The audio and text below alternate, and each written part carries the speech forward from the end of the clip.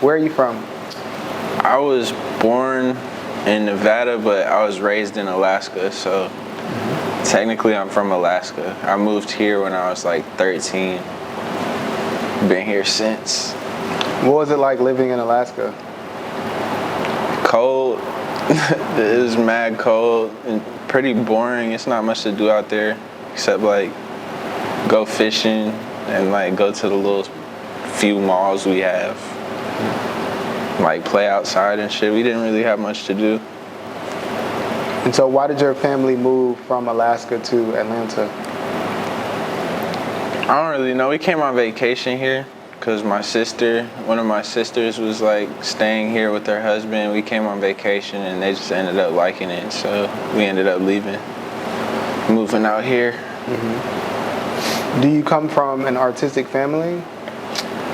Nah, I come from like a working family, and like I fell off with them because I chose to be an artist mainly. So yeah, not really artistic. They all just work.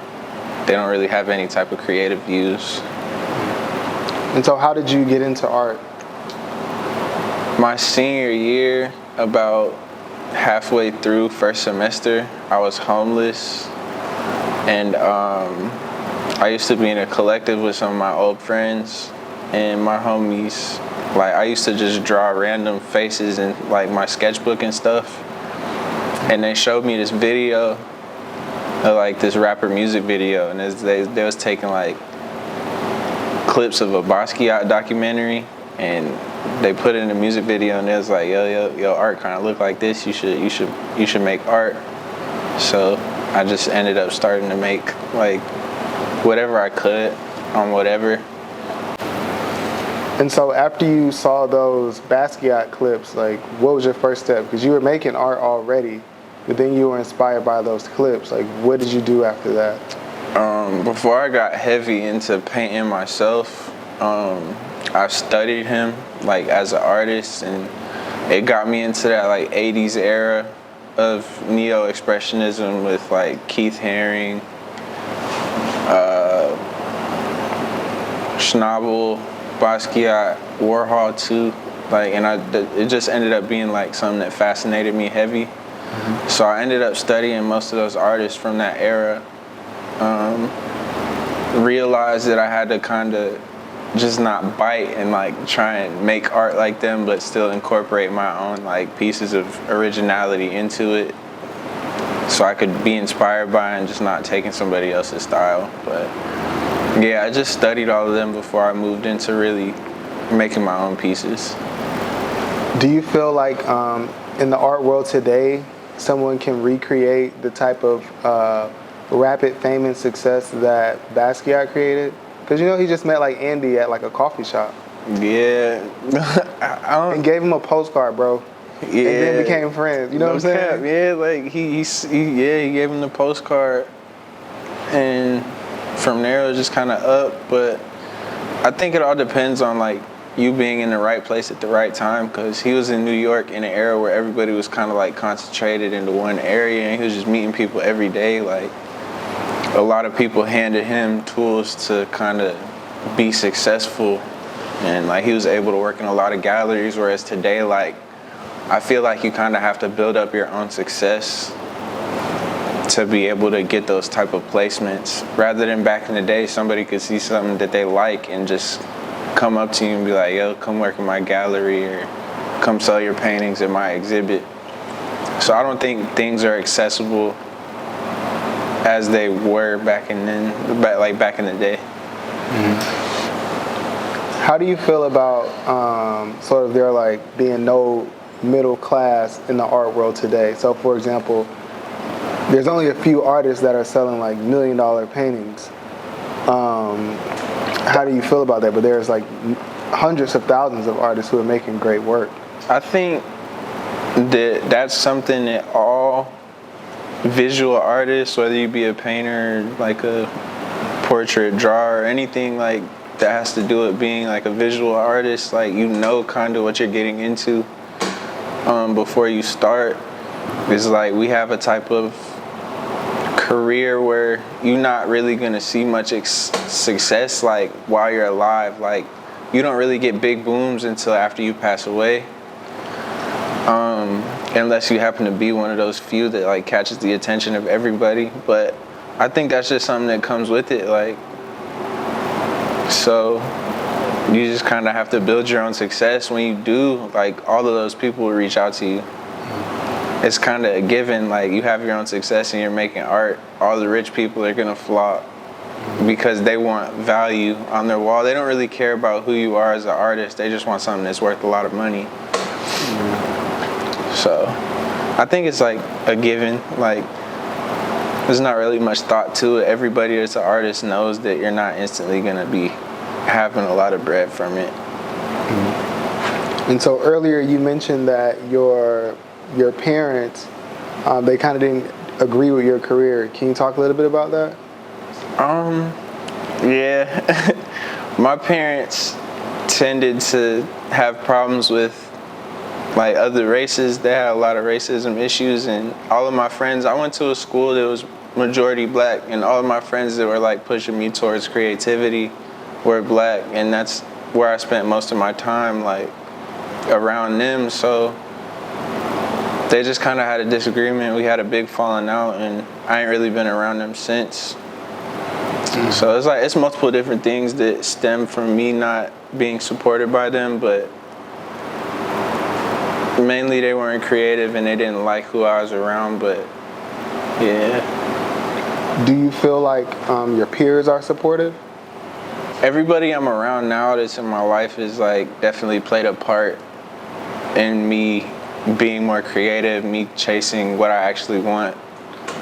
Like everybody that I surround myself with plays a part in me being a better creative or an artist.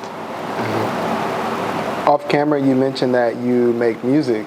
Can you can you talk a little bit about your music? Yeah. What's the style? I dropped like 2 songs in 2019 that a lot of people like for some reason, but I was just really like mad into Icy Twat beats in like 2014 and like early Thousand Band Fani and Uno the Activist and like Icy Twat and early Cardi music, not the new Cardi music. So like just mainly those type of beats and just like random like fun underground sounding music.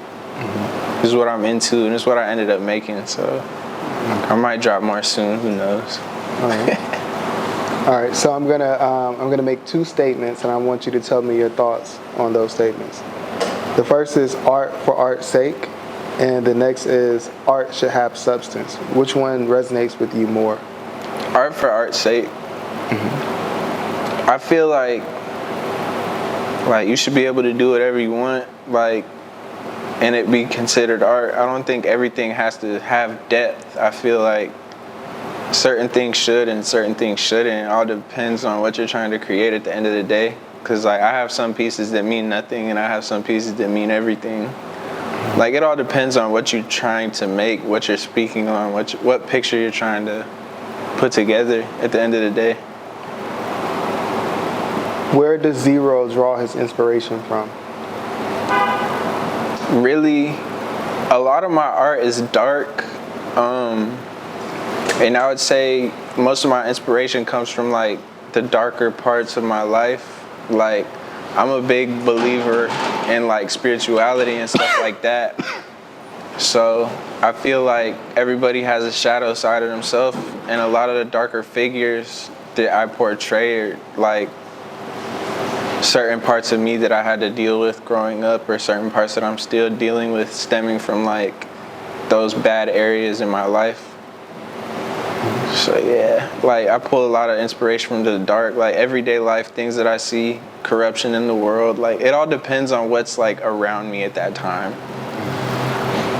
Would you say that creating art is a therapeutic experience for you? It's definitely my therapy. Like it helps me like have a sense of relief for certain parts of my life, knowing that I can like look at it and be like, all right, like this was me, but this is me now, and I'm like kind of past all of that.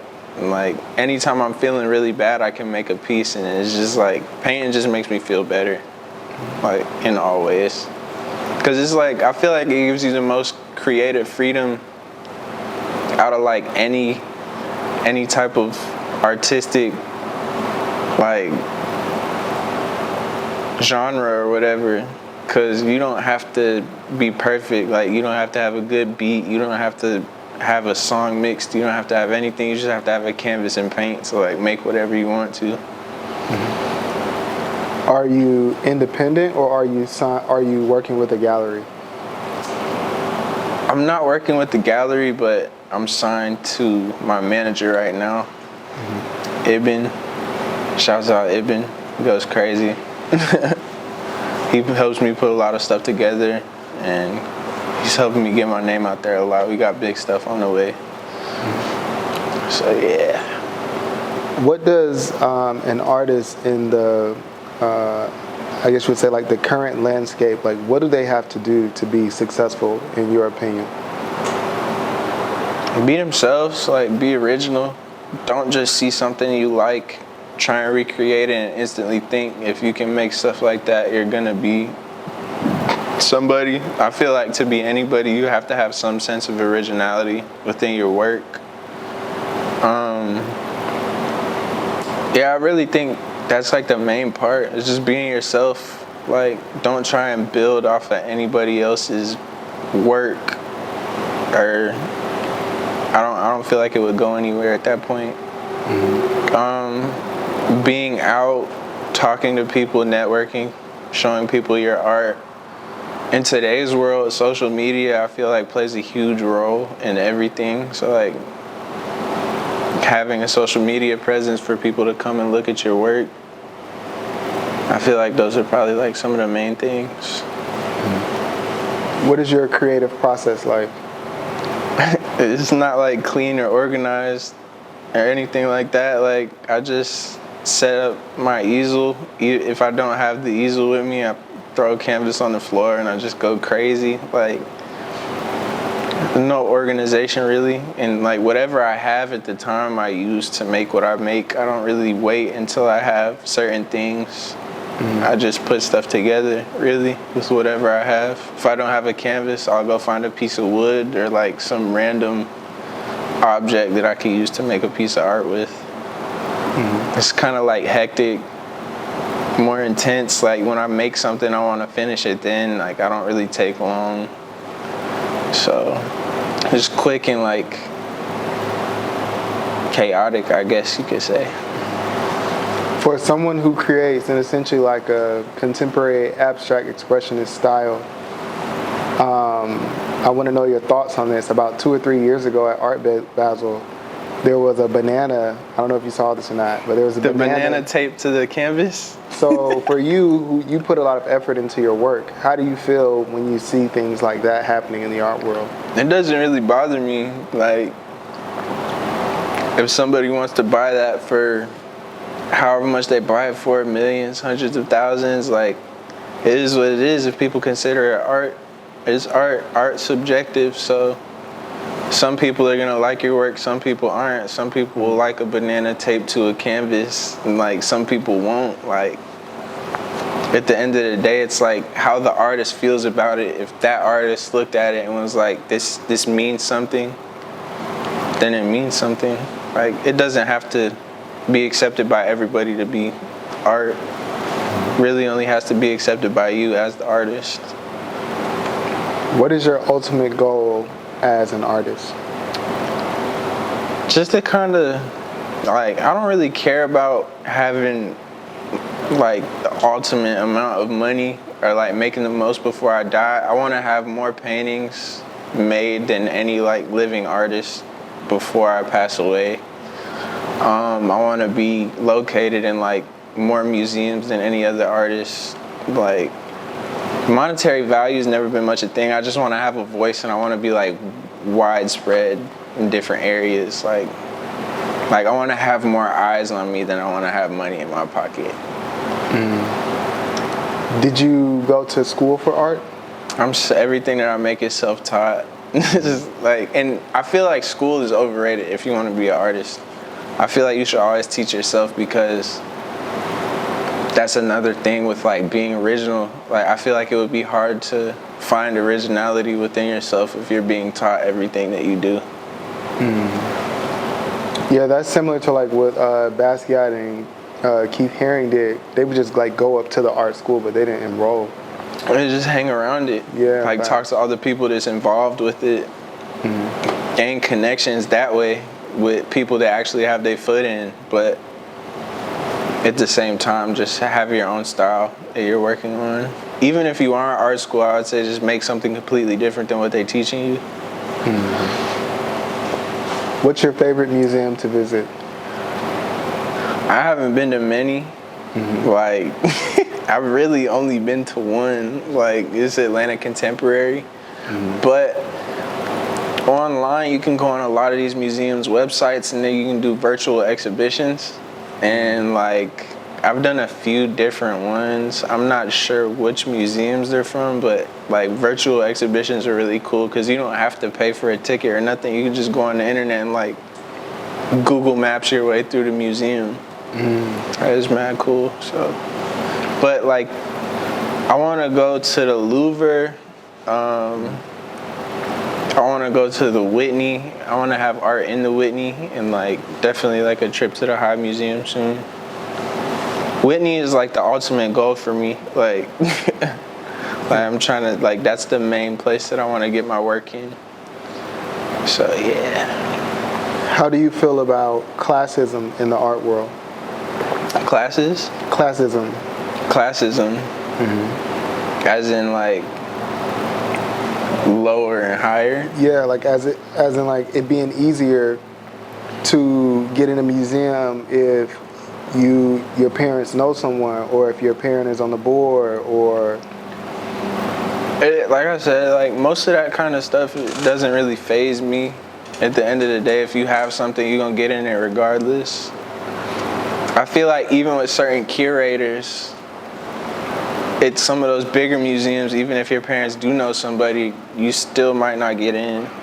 Like just because like how some curators take their jobs that seriously, like because it's important what you're showing to everybody in those type of settings. But I don't think it really plays a part. I think the only thing that plays a part is what you're making. Like the only thing that your family or anybody you know knowing somebody could do for you is get you closer and get their eyes on you. I don't think anybody would be instantly accepted into a prestigious museum without already having certain accolades. if you could create your own exhibit or curate your own exhibit, who would be in your show? They could be dead or alive. Definitely Basquiat. It's like the biggest inspiration. Francis Bacon, he was like mad wicked, like crazy guy, but his art is insane. Like, his portraits are crazy, yeah, bro. Like, Francis Bacon is different. Like his shit's mad like dark. Like it'll make you feel shit for real. But them two.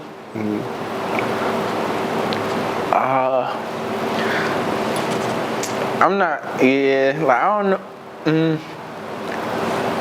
My homie Orbis too. Okay, I was gonna ask you about your peers.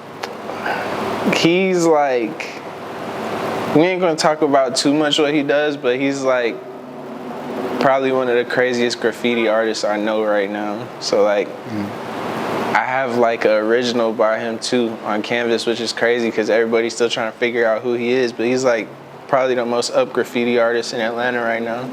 It's crazy. Like if you stay here, you know who he is. Yeah, I know.